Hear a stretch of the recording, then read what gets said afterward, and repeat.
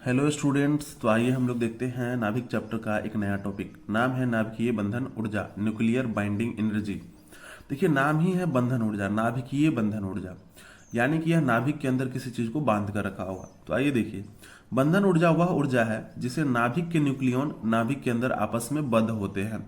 यानी कि देखिए, नाभिक के अंदर कौन होते हैं? प्रोटॉन और न्यूट्रॉन, और उनको एक साथ क्या कहा जाता है? न्यूक्लियन। तो नाभिक के न्यूक्लियन आपस में जुड़े हुए होते हैं। आप जानते हो ना कि प्रोटॉन पे प्लस चार्ज होता है, और मान लीजिए कि किसी में 6 प्रोटॉन है तो 6 पे प्लस चार्ज होगा, तो प्लस चार्ज एक दूसरे से दूर भागेंगे, लेकिन ऐसा होता नहीं है, आपस में बांध के रखते हैं। तो उनको बांध के रखने का कौन काम करता है? तो वही नाभिकीय बंधन ऊर्जा। तो वह ऊर्जा एक ऐसी ऊर्जा है जिसको नाभिकीय न्यूक्लियन को आपस में बांध के रखती है।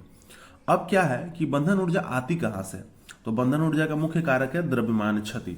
यानी कि अगर आप देखें तो नाभिक का दो तरह का द्रव्यमान होता है, एक होता है वास्तविक द्रव्यमान और एक होता है प्रायोगिक द्रव्यमान। तो प्रायोगिक द्रव्यमान थोड़ा सा घट जाता है, तो वास्तविक द्रव्यमान में से जितना घटता है वह एक्चुअली कहाँ चला जाता है? तो द्रव्यमान ऊर्जा के रूप में बदल जाता है, और वही नाभिकीय बंधन ऊर्जा होता है। अब ये बंधन ऊर्जा का व्यंजक हमको प्राप्त करना है।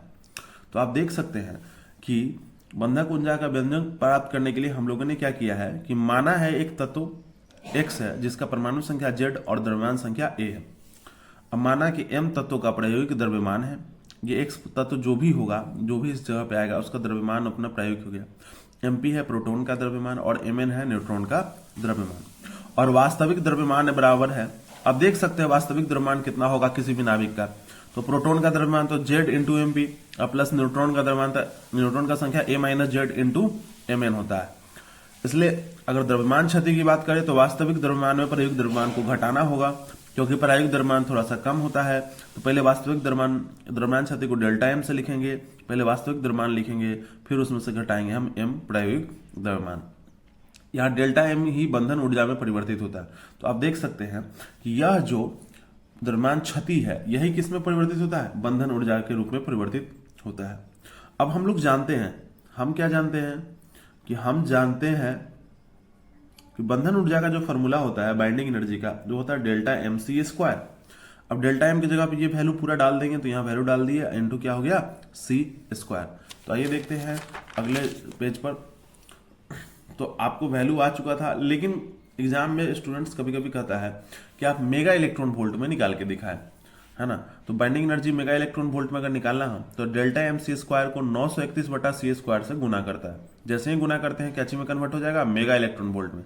सी स्क्वायर से सी स्क्वायर कट गया, तो बाइंडिंग एनर्जी को ईबी भी लिखा जाता है। तो डेल्टा एम गुने 931 मेगा इलेक्ट्रॉन वोल्ट। अब एक टॉपिक इसी में है कि प्रति न्यूक्लियन बंधन ऊर्जा। अब देखिए क्या होता है कि प्रोटॉन, मान लीजिए कार्बन एटम है, तो कार्बन में क्या न्यूक्लियस में 6 प्रोटॉन है और 6 न्यूट्रॉन है, 12 है। तो 12 के लिए बंधन ऊर्जा का फॉर्मूला ये आया। अब सब 12 न्यूक्लियन है, तो किसी एक न्यूक्लियन का बंधन ऊर्जा कितना होगा? तो जितना 12 का है उसमें 12 से हम भाग कर देंगे, डिवाइड कर देंगे, तो आ जाएगा। तो ये तो कार्बन के लिए हुआ, लेकिन यहाँ पे हम जो एलिमेंट लिए हुए हैं स्टूडेंट्स, तो वो तो एक्स है, और उसमें कितने हैं टोटल? तो ए है। तो ए से डिवाइड कर देंगे तो हमको एक न्यूक्लियन का निकल जाएगा, और वही होगा प्रति न्यूक्लियन बंधन ऊर्जा। अब इसको ईबीएन या डेल्टा ईबीएन भी लिखते हैं। तो ईबीएन के लिए क्या करना होगा? कुल बाइंडिंग एनर्जी बटा न्यूक्लियन की संख्या।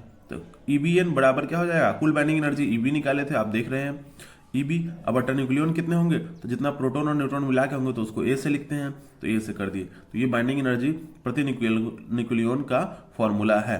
तो उम्मीद करते हैं कि आपको ये टॉपिक अच्छे से समझ में आ गया होगा। मिलते हैं अगले वीडियो में, तब तक के लिए धन्यवाद।